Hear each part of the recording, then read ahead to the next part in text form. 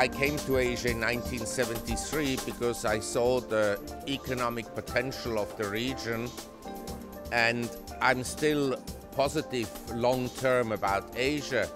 But as you asked, there are some headwinds that we will have to face. One of them is we have basically over the last 20 years experienced a huge change in the balance of economic power, away from Western Europe and the United States to emerging economies, in particular China.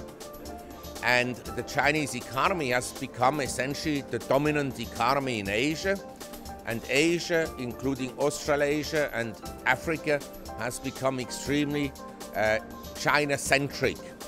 Now, when these huge economic changes occur in the balance of power, usually it leads to conflict, because the established superpower, say the US, wants to contain the rising economic power of China. And the rising economic power, obviously, especially in the case of China, that is resource dependent. They need oil from the Middle East, they need copper and iron ore from Australia. Their number one priority is to secure the regular supplies. So you have American military and naval bases in Asia that are encircling China, and this is not acceptable to China in the long run. That I would regard as the biggest threat. Number two, we have in the world still huge imbalances in terms of global debt as a percent of the economy. We also have had excessive credit growth in China and other countries that will contain economic growth going forward.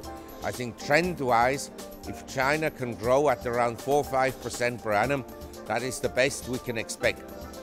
And then we also have risks in the world that arise from shortages of resources, shortages of food, and health issues, because nowadays in the complex world that we live in, we can have easily the transmission of superbugs and viruses and pandemics and so forth. And that may one day come to haunt us.